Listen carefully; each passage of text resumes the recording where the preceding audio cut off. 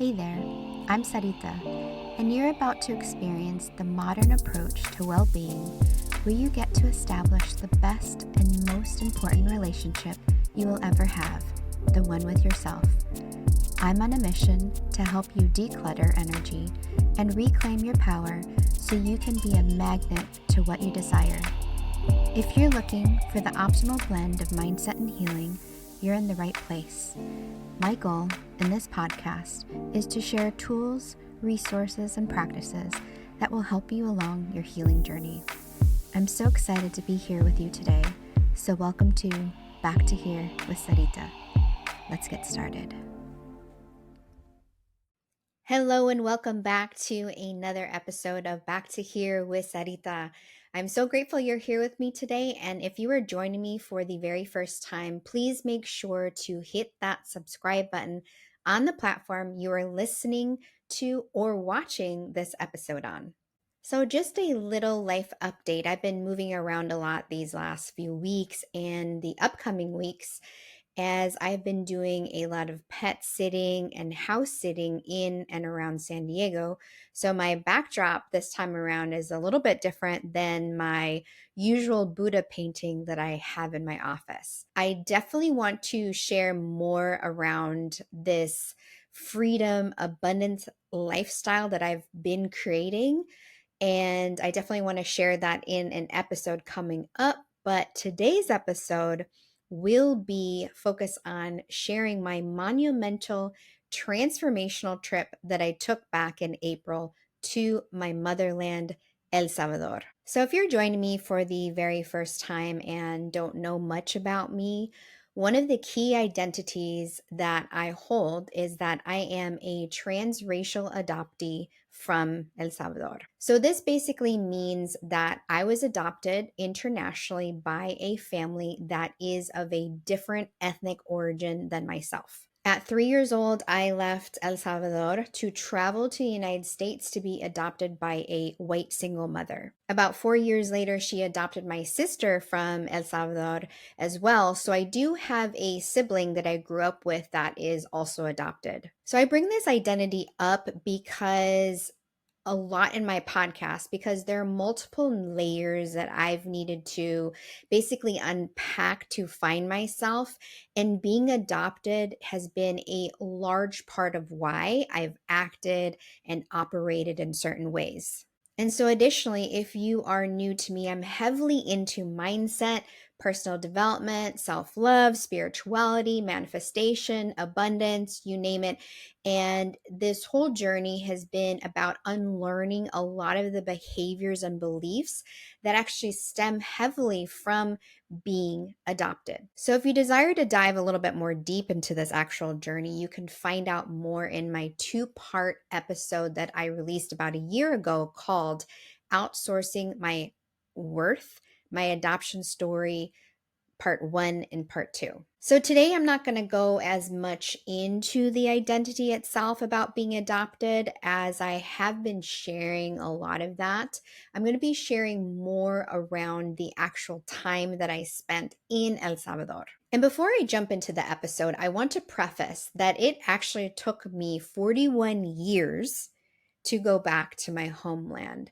But I truly believe it's never too late to take a journey like that. In fact, the opportunity to travel back to El Salvador landed in my life in a perfectly aligned timing when I personally needed it the most. And so what really triggered me to go was an accumulation of a really heartbreaking last year, a lot of events that had to do with men and dating, and it allowed me the opportunity to dive a lot deeper into my self-love journey. And so if you listen to episodes 16, 31, and 33, you will know that I had quite a tumultuous last year with a lot of ups and downs learning about myself. And my biggest breakthrough that I had last year in 2024 was figuring out how much I was seeking validation and completeness from others, especially when it came to men. So, needless to say, I entered 2024 a bit shook up, a little bit tender. And to be honest with you, January and February, I was having a pretty intense pity party with myself. And then it was my best friend who actually stepped in to kind of take control of the situation. I've known my best friend since we were 11 years old, and she gave me what I considered today the most epic motivational speech that she has ever given me in my life. And along with a virtual shoulder shake and a smack in the face to basically say, wake the fuck up, because literally the world is your oyster. You can go anywhere, you can do anything, you can be anything that you want. I kind of relate the experience to the movie Good Will Hunting. I don't know if you've ever seen that movie, but the character Chucky, Ben Affleck's character, says to Will, the Matt Damon character, at kind of near the end of the movie, that he hoped that one day, because he would pick him up from work every single day to do the same work, that one day when he went to go pick him up from work, that he would not be there at his home, that he would have actually gone off and discovered himself. And that's in fact actually what happened in the movie, is that he ended up leaving. That's the close of the movie. Sorry, spoiler alert. But it was basically, my friend was saying that. She said, I really hope that very soon you're calling me from Kenya and saying, I moved to Kenya. And basically, like, stop wasting your time getting bent out of shape over small things. And you could be living your best life. Well, it was literally after that call that I had with my bestie that I decided to reach out to a woman that I actually am in connection with through an adoptee group. The adoptee group is called Adoptees of South America and Extended Latin Americas, and they're basically a Facebook group, and we meet usually once a month. And I had known that she was actually adopted from El Salvador based on her posts, and that she had decided to start establishing herself in El Salvador as well. And so I decided to take a leap of faith and reach out to Julia and said to her that I was interested in going. Now, keep in mind, it's really a stretch, just in general, to start talking about something so monumental. And I took the initiative to not only reach out to talk to her about potentially going to my ancestral land, that's like one thing, but to actually start like planning it and buying the plane ticket. Like, let me tell you, my nerves were a complete wreck because I was experiencing something brand new. Like, this was like really going to happen. My nervous system was like, okay, oh my God, we're actually doing this. There were all sorts of emotions like excitement and nervousness. I'm so grateful that I connected with Julia because she literally made my experience the best experience that I could ever have, especially it being the first time that I went back to my homeland, my birthland, and also that we shared this commonality together, that we were both adopted from the same place. She was so kind, and actually, several times during the trip, she would ask me how I was emotionally doing. And my normal response during the trip was to say, great, like I'm doing fine. I'm just taking it all in, which in reality, that's what I was doing. I was literally a sponge for the time period that I was there. So, in this episode, I'm going to share with you the places that I experienced in El Salvador while I was there, and then some observations. And then I'm going to share with you some reflections that I've had just in general based on my journey to homeland. So I'm really fortunate that getting to El Salvador was actually fairly simple for me because I live here in San Diego and I live in a border community, basically. Tijuana is right across the border. So I took the CBX border crossing, which is basically a bridge that goes from San Diego and walks over to Tijuana. So I had the opportunity to fly out of Tijuana, and then that flew me into Mexico City, and then Mexico City to San Salvador. So I have a very interesting situation that happened when I was descending into San Salvador. The strangest thing occurred to me, and it's actually only occurred to me one other time. And that coincidentally was when I left El Salvador on a plane at 3 years old. So I fly a lot and I've been to many different countries. I've flown to Peru, Nepal, Thailand, Japan, Mexico. I do a lot of domestic flying, and I've never really had much of an issue with like my ears ringing and popping and hurting very much. Like there's the occasional time when I feel like I have like cotton in my head, and it can be totally resolved by just a simple yawn. Well, when I flew down into San Salvador, and keep in mind, it's not a high altitude whatsoever at all, it's practically sea level. I had the most painful ear pressure I've ever felt in my life since probably that time when I was 3 years old.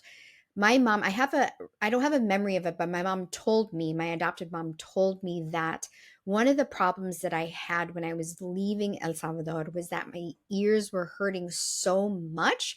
I was sobbing on the plane uncontrollably as a little 3 year old, and she just couldn't find anything that would console me or help me feel a little bit better.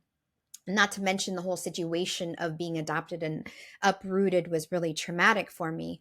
Well, it was almost as though like I was reliving this experience like all over again, because I was getting this really crazy, not only ringing in my ears, but the pressure was absolutely unbearable. Like to the point that I started crying, a grown-up adult crying because she was in so much pain. But now that I think about it, I was like, was I really crying because of the pain? Yes, the pain was extremely excruciating, but also I think there was some other stuff. So I ended up looking up the meaning of ringing in your ears, like the spiritual meaning of it. And what came up was that you are becoming, that person that it's happening to is becoming a lot more sensitive to the energies around them. I find that really fascinating. So, what I can say is that being back in the energy of my homeland and where I am in life, along especially with my like self-care journey that I've been doing, and I've been a lot more open to receiving the abundance of the universe and the experiences.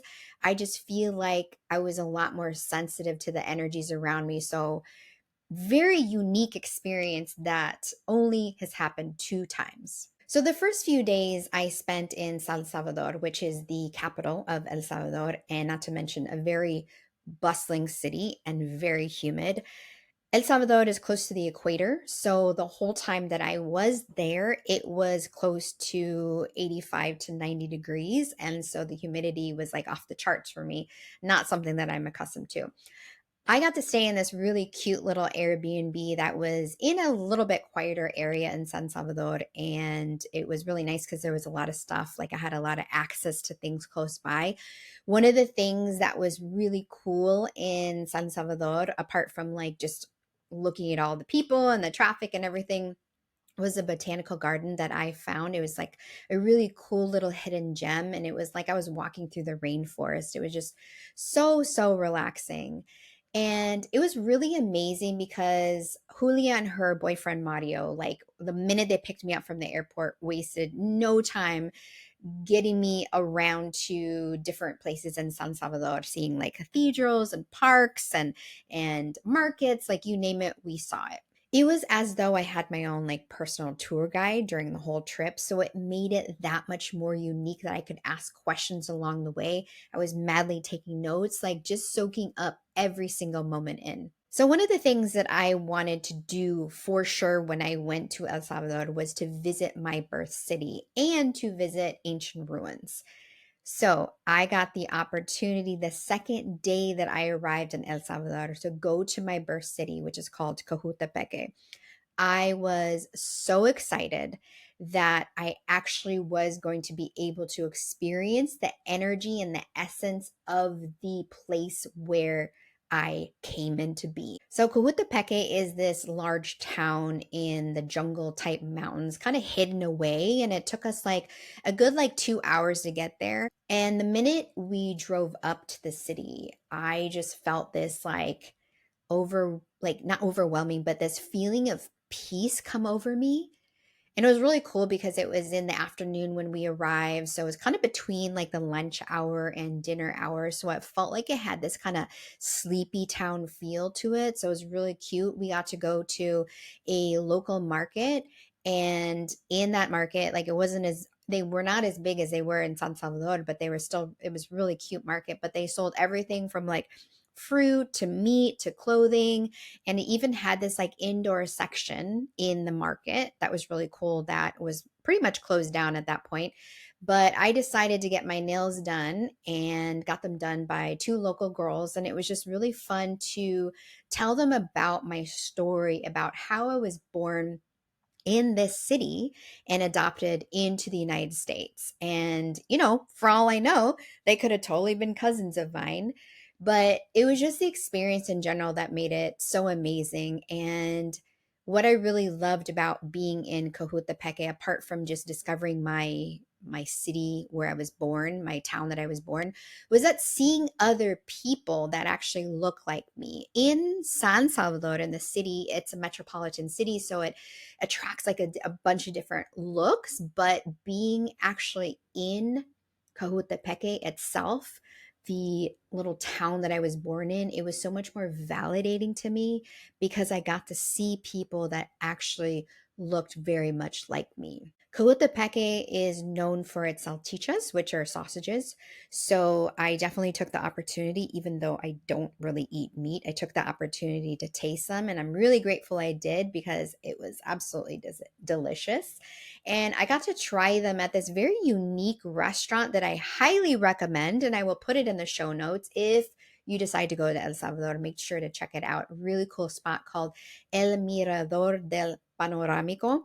And it's basically this restaurant that looks down into the hill, like is on a hill, and it looks down into the valley and like a jungle. And the panoramic view is absolutely beautiful. Like, and the ambience and the food were just delicious and amazing. So that was my experience in Cojutepeque. And so after spending a few days in San Salvador, I got the opportunity to go to Lake Cojutepeque, which is an amazing volcanic lake, and it was just really beautiful. It's has a bunch of like different restaurants and hotels like coming down into like the lake area, and it's a number one destination vacation spot for Salvadorans, which I totally can see why, because it was like just so relaxing.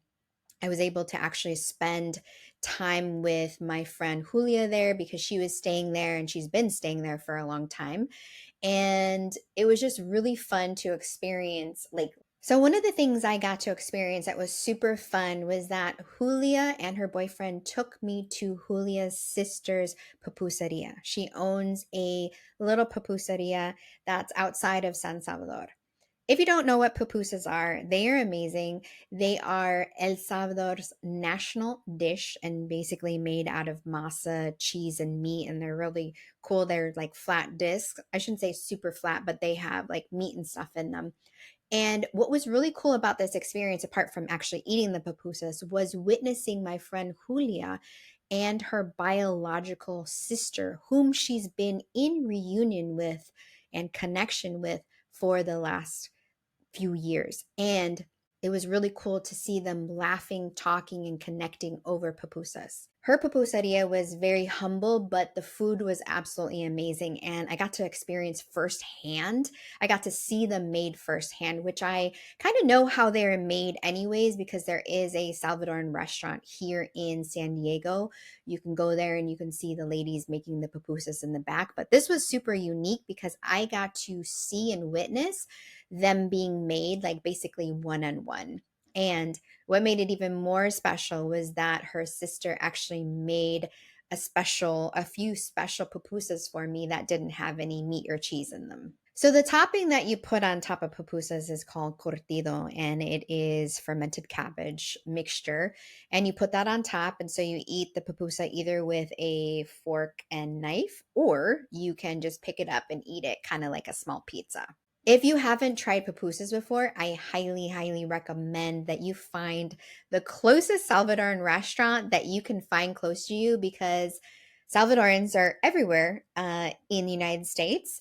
And then also, It's amazing food. Like, I highly recommend it. So definitely get yourself some pupusas. So, one of the other experiences that I really wanted to have apart from visiting my hometown, Cojutepeque, was to go to some local ruins. The reason I wanted to do this is because I wanted to have a very spiritual experience while walking around, just taking in the energy of the ruins. I wanted to ground myself by taking my shoes off and just taking in the energy of my land and my ancestors. And so you can imagine that I was super stoked that we had the opportunity to go to Ruinas de San Andres.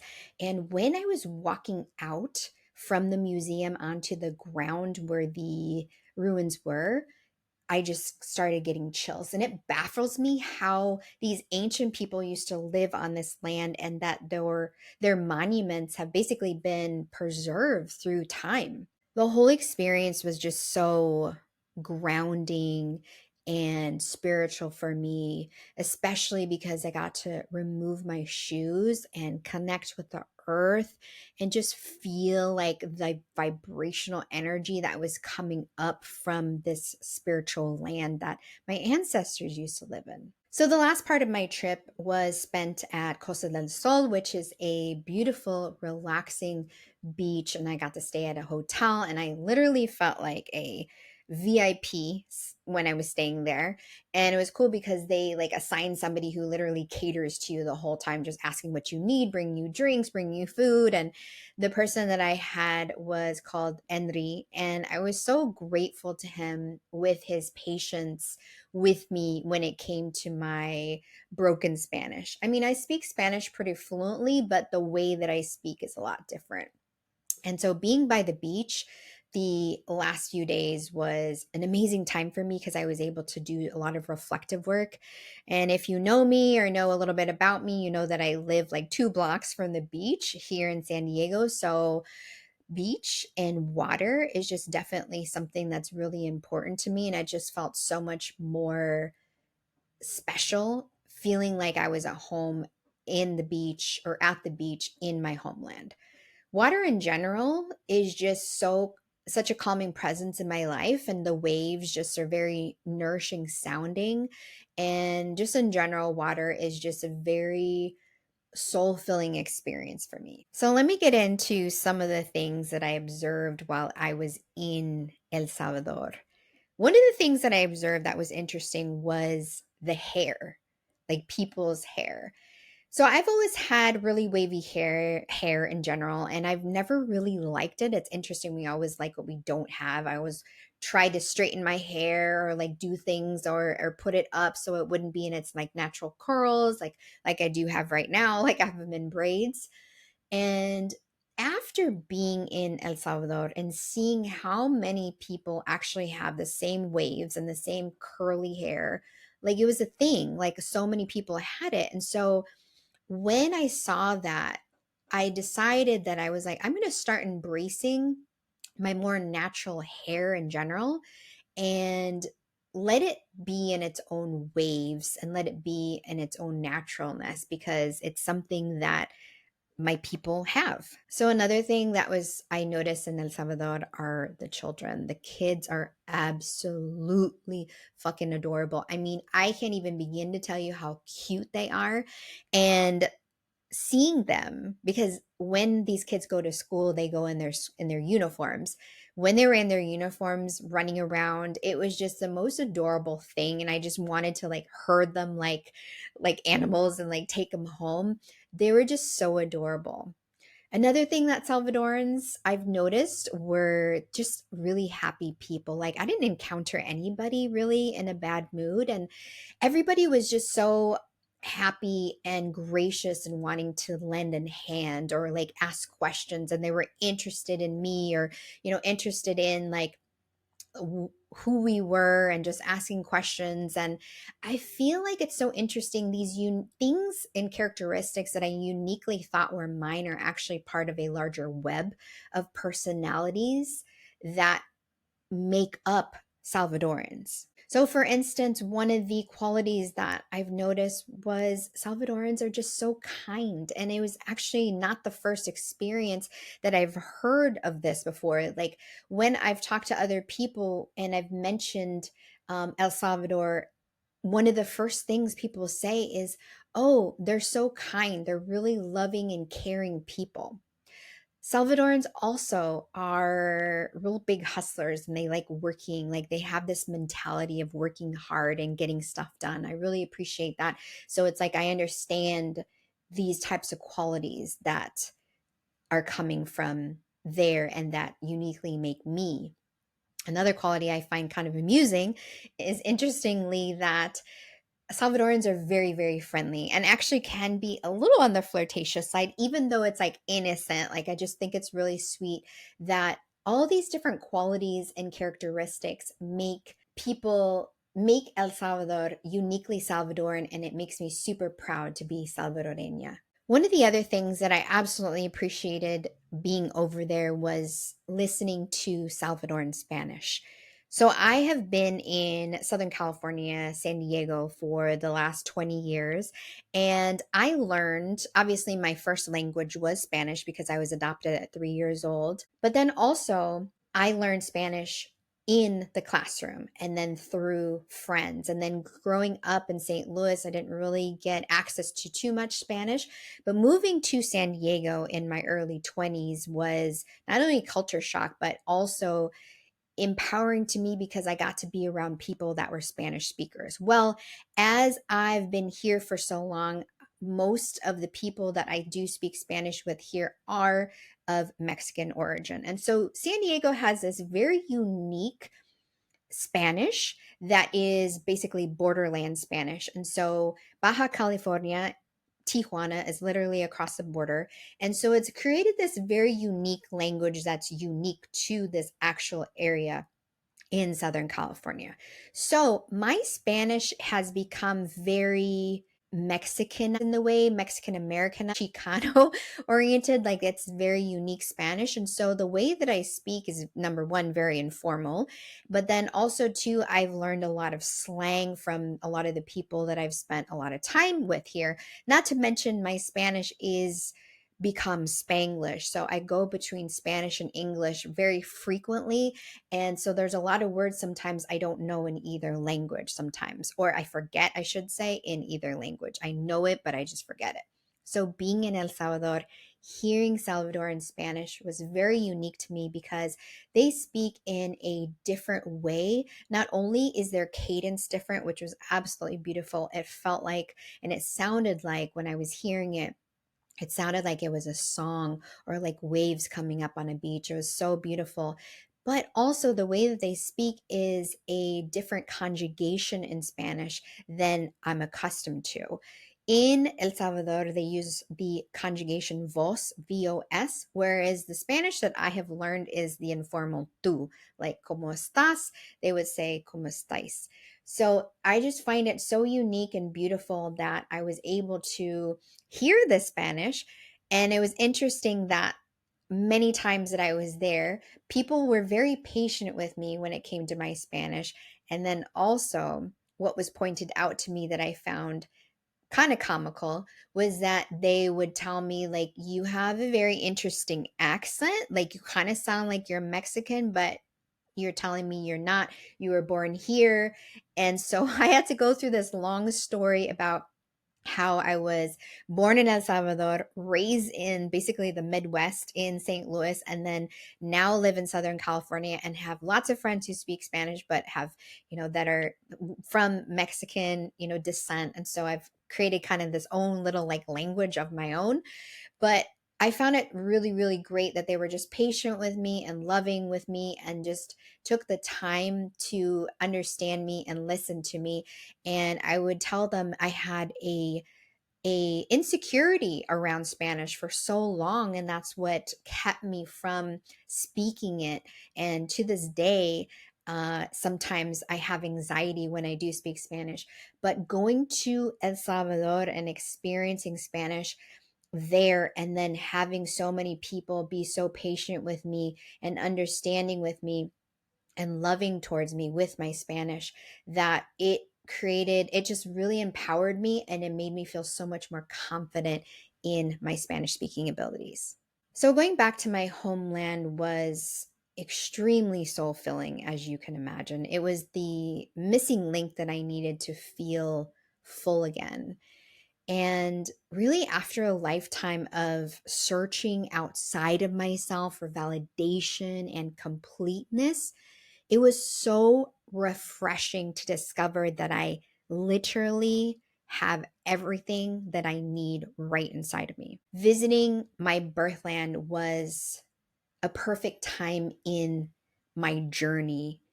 It's what I've been missing for a while. And as you know, there was so much emotion that came up during the trip, but it wasn't this like sadness and longing. And I believe that if I had taken this trip anytime sooner in my life, most likely I would have experienced emotions like longing and sadness. And in fact, I had several adoptee friends tell me before taking this journey to El Salvador that a lot of emotions would come up and that I should be prepared for anything and everything.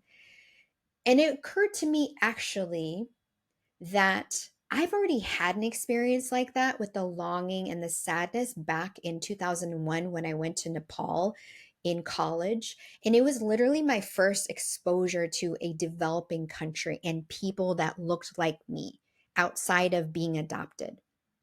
And I remember being so torn in pieces that one of my college professors on the trip took me aside to actually touch base with me because they were concerned about my journal entries because they were so profoundly sad. And so since 2001, I've obviously grown up a lot and changed, and especially exponentially in these last 3 years since I have had my breakup and I've been on this very intentional self love journey, which I've been sharing with you on this podcast and on my social media, that this experience going back to El Salvador was so much different. In the United States here, I have created and gotten a better sense of my abundance and my self-love. And so in going back to El Salvador was basically like the cherry on top, or the final step that I needed in this moment to feel more whole and complete. And honestly, it's so refreshing that it didn't come from a man. It didn't come from a person. It didn't come from a thing. It actually came from me taking the leap of faith and receiving what I needed to receive on this trip and have it do what it needed to do for me to feel more fulfilled with sense of confidence and validation. And I honestly feel like a different person since I've come back. I feel like a different person, and what I would have allowed to occur, like how people would have treated me before, or how people would have talked to me, or what I would have allowed fly and accept, doesn't apply to me anymore, basically. And after I've come back, I feel like I'm less stressed out in trying to plan out my life and figure things out and have like the lifelong plan and the validation and looking outside of myself and all the things. I just feel more whole since I've gotten back. Before, I needed to get validation from outside of myself, right? And now I don't search for that. I feel more lighthearted. I laugh things off. I feel more abundant. And most importantly, I am more in love with my life and myself than I've ever have before. I feel the alignment in my life and the shift that's actually occurred to me, drawing things to me that are meant for me so I can consciously create the life that I really, really desire. My trip to El Salvador was, like I said, like the cherry on top, and I feel so much more free, and I feel like I have so much more freedom than I've ever felt before. And also, this has led me to realize that I'm ready to start looking for my birth family as well. I acknowledge that it was something that I was avoiding for a really, really long time because of fear. I acknowledged that I was avoiding connecting with Birthland and birth country because I was terrified of it being too much emotion. I had gotten that from other adoptees. I had gotten that from other things that I've read, that it would be too much. And so I thought that the whole experience would be negative. But in fact, the whole experience was in fact positive and abundant. So I know now that seeking out my birth family and connecting with my birth family is not coming from a place of scarcity or fear or needing to figure something out about myself or find myself or find validation and completeness outside of myself. It's literally coming from the pure intention of wanting to make new connections. And honestly, this all would not be possible if I had not taken the intentional time over the last 3 years to rigorously pour, and I mean pour, time and energy into myself to raise my vibrational energy. I know where I am right now is exactly where I am meant to be. And for the first time in a long, long, long time, I feel complete and whole. I really hope you have enjoyed this personal episode of my travels back to El Salvador, my reflections, and all the things. If you are an adoptee, and especially a transracial adoptee, international adoptee, please, please, please feel free to reach out to me and connect. You can find me at Sarita Wellness on all platforms like Instagram, YouTube, TikTok, Facebook, all the things. It has been an absolute pleasure sharing this experience with you. And as always, make sure to share this episode with somebody that you think it would be supportive to. And a little special request, make sure to leave a review on Apple Podcast if you are listening to it there. And when you do, I will make sure to send you a self-love affirmation audio that you can listen to at any time. My next episode that'll be coming out in 2 weeks is continuing our abundance chats. So make sure to watch out for that. Have an amazing rest of your day. And like I always end every single episode, always keep being the amazing you that you are. See you next time. Hey, love. Thank you so much for tuning in to today's episode. If you adored what you heard, it would mean the world to me if you took a moment to leave a review on the platform you are listening to this episode on. By doing this, you are helping my mission to impact other women with their healing journeys. If you aren't already following me on social media, make sure to connect with me at Sarita Wellness to get your weekly dose of inspiration. I can't wait to be with you in the next episode, but in the meantime, keep being the amazing you that you are.